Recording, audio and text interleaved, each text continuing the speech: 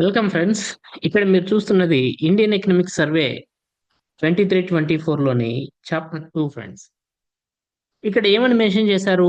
Monetary management and financial intermediation stability is the watch dog అని చెప్పేసి మనకి రాయడం జరిగింది. మన సిలబస్ లోని ఏ అంశానికి సంబంధించింది ఇది అంటే ఫ్రెండ్స్ బాగా గుర్తుపెట్టుకోండి. Money and banking.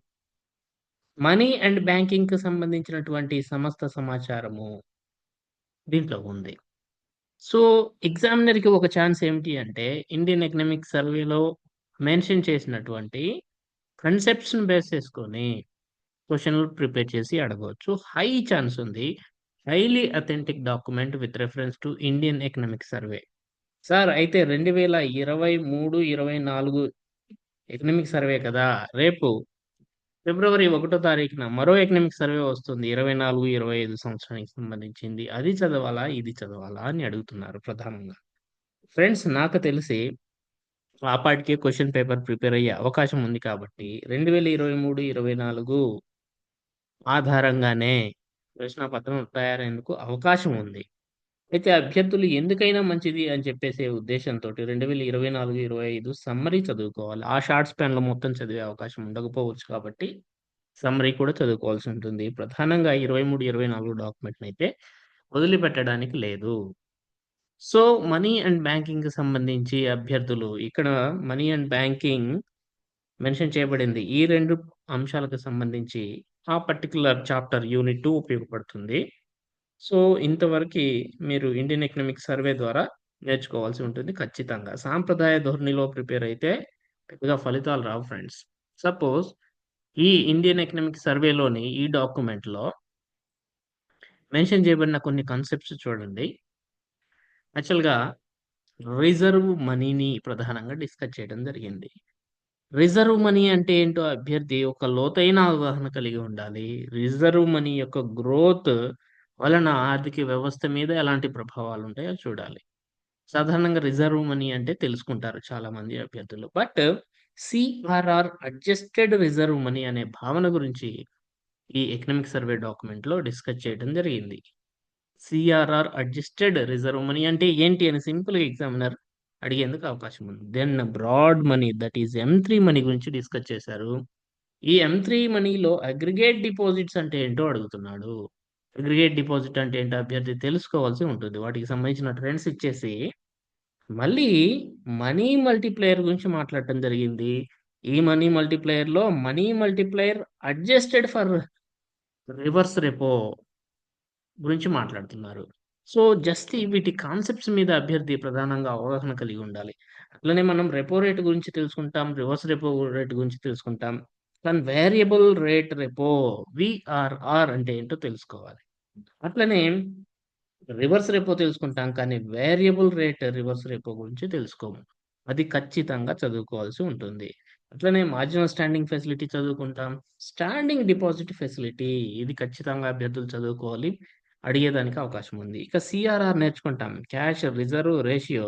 But incremental CRR అనే కాన్సెప్ట్ గురించి ఇందులో డిస్కస్ చేయడం జరిగింది. సో, దయచేసి మనీ అండ్ బ్యాంకింగ్‌కి సంబంధించి మీరు అప్‌డేటెడ్ ది బెస్ట్ డాక్యుమెంట్ చదువుకోవాలి. ప్రెజెంట్ సిట్యుయేషన్‌కి తగ్గట్లుగా అంటే మాత్రం ఇండియన్ ఎకనామిక్ సర్వేలోని ఈ చాప్టర్ 2ని ఖచ్చితంగా అభ్యర్థులు చదవాల్సి ఉంటుంది. నేను నా క్లాసెస్‌లో ఈ మనీ అండ్ బ్యాంకింగ్‌కి సంబంధించినటువంటి ఈ చాప్టర్‌లో ఉన్నటువంటి అంశాలను అభ్యర్థులకు వివరించడం స్టార్ట్ చేశాను. ఇందులో ఉన్నటువంటి అంశాలు చూస్తే దేశ బ్యాంకింగ్ రంగం యొక్క పనితీరు గురించి డిస్కస్ చేశారు. అలాగే ఒత్తిడిలో ఉన్న ఆస్తులు దట్ ఈస్ డిస్ట్రెస్డ్ అసెట్స్‌కి సంబంధించి ప్రభుత్వ యంత్రాంగం ఏముంది? ఐబీసీ కోడ్ ఏంటి? ఫైనాన్షియల్ ఇంక్లూజన్ ఏంటి? ఆర్థిక సమ్మిళతత్వాన్ని సులభతరం చేయడంలో మైక్రో ఫైనాన్షియల్ ఇన్‌స్టిట్యూషన్స్ యొక్క పాత్ర ఏంటి? సెక్యూరిటీస్ మార్కెట్స్ ఏంటి? ఐఎఫ్ఎస్సి గిఫ్ట్ సిటీ అంటే ఏంటి? బీమా అండ్ పెన్షన్ రంగాల అభివృద్ధి అండ్ ఎఫ్ఎస్‌డిసి పాత్ర ఆర్థిక స్థిరత్వాన్ని తీసుకురావడంలో అనే కాన్సెప్ట్స్ గురించి ఇందులో మెన్షన్ చేశారు. వాటి గురించి నేను ప్రధానంగా డిస్కస్ చేశాను. ఇప్పుడు మీకు చూయించిన విధంగా రిజర్వ్ మనీ అంటే ఏంటో డీటెయిల్డ్‌గా విత్ ఎగ్జాంపుల్స్ నేను నా స్టూడెంట్స్‌కి ఈరోజు క్లాసెస్‌లో ఇచ్చేశాను. కరెన్సీ ఇన్ సర్క్యులేషన్ అంటే ఏంటి? దానికి డీటెయిల్డ్‌గా ఎగ్జాంపుల్‌తో సహా వివరించడం జరిగింది. అట్లనే క్యాష్ రిజర్వ్స్ ఆఫ్ బ్యాంక్స్ అంటే ఏంటి? దానికి సంబంధించిన ఎగ్జాంపుల్. రిజర్వ్ మనీలో గ్రోత్ ఉంటే ఎలాంటి ప్రభావాలుంటాయి? అసలు రిజర్వ్ మనీ వృద్ధి కావటానికి ఉన్న అవకాశాలేంటి? ఎందుకంటే ఎకనామిక్ సర్వేలో రిజర్వ్ మనీ గ్రోత్‌కి ప్రధాన కారణం ఈ సంవత్సరం ఫారెన్ ఎక్స్‌చేంజ్ ట్రాన్సాక్షన్స్ అని రాసుకొచ్చారు. మరిక్కడ చూస్తే రిజర్వ్ మనీ గ్రోత్‌కి ప్రధాన కారణము ఫారెన్ ఎక్స్‌చేంజ్ రిజర్వ్స్ అని చెప్పేసి ఇక్కడ ఒక దగ్గర మెన్షన్ చేయడం జరిగింది. అలాంటివన్నీ మనం జాగ్రత్తగా పట్టుకోవాల్సి ఉంటుంది ఫ్రెండ్స్. ఏమాత్రం అజాగ్రత్తగా ఉన్నా గాని ఒక్కోసారి ఇబ్బందులు పాలవుతాం. సో, ఎంజీరో మనీ, రిజర్వ్ మనీ ప్రధానంగా గ్రోత్ కావడానికి కారణం foreign assets, net foreign assets. So, foreign exchange transactions ద్వారా కూడా ఎంజీరో ప్రభావితమవుతుంది.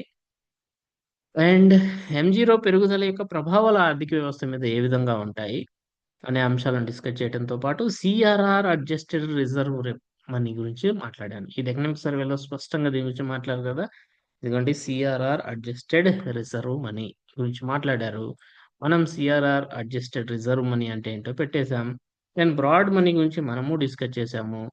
బ్రాడ్ మనీలో భాగంగా అసలు బ్రాడ్ మనీ యొక్క ప్రాముఖ్యత ఏంటి? Credit creation. బ్రాడ్ మనీ అనగానే మనకు గుర్తు రావాల్సింది క్రెడిట్ క్రియేషన్. ఈ క్రెడిట్ క్రియేషన్‌కి సంబంధించి మనీ మల్టిప్లైయర్ అంటే ఏంటి? ఈ మనీ మల్టిప్లైయర్ యొక్క ఎగ్జాంపుల్ ఏ విధంగా మనీ మల్టిప్లైయర్ దే నా మొత్తం బ్రాడ్ మనీని ఇంక్రీజ్ అవ్వటంలో దోహదం చేస్తుంది. అసలు రిజర్వ్ మనీకి, బ్రాడ్ మనీకి సంబంధం ఏంటి? ఈ ఫార్ములా ద్వారా ఎక్స్‌ప్లెయిన్ చేయడం జరిగింది. ఒక ఎగ్జాంపుల్ కూడా చెప్పడం జరిగింది. అండ్ దెన్ ఫైనల్‌గా ఎకనామిక్ సర్వేలో అడ్జస్టెడ్ మనీ మల్టిప్లైయర్ గురించి మాట్లాడారు. మీకు చూయించాను ఇందాక. సో, అడ్జస్టెడ్ మనీ మల్టిప్లైయర్ అంటే ఏంటి? ఇక్కడ చూస్తే money multiplier adjusted for reverse repo అన్నాడు. దానికి సంబంధించి అడ్జస్టెడ్ మనీ మల్టిప్లైయర్ అంటే ఏంటి? అనేది ఒక ఎగ్జాంపుల్‌తో సహా వివరించడం జరిగింది. సో, కంటెంపరరీ నీడ్స్‌కి తగ్గట్టుగా మీరు ప్రిపేర్ అవ్వాలనుకుంటే ది బెస్ట్ ప్లాట్‌ఫార్మ్ ఇది. పీడీఎఫ్ కూడా ఉంటుంది. సింపుల్‌గా మీరు పీడీఎఫ్ ప్రింట్ తీసుకోవాలి. క్లాస్ ఆన్ చేయాలి. చాలా స్పీడ్‌గా నేర్చుకునే అవకాశం మీకు ఈ క్లాసెస్ కల్పిస్తాయి. ఎప్పట్లోగా ఫినిష్ అవుతుంది సార్ అంటే ఎక్స్‌పెక్టేషన్ జనవరి 15థ్ ఫ్రెండ్స్. జనవరి 15థ్ లోపల మీకు క్లాసెస్ ఫినిష్ అవుతాయి. So, thank you for watching. Thank you so much.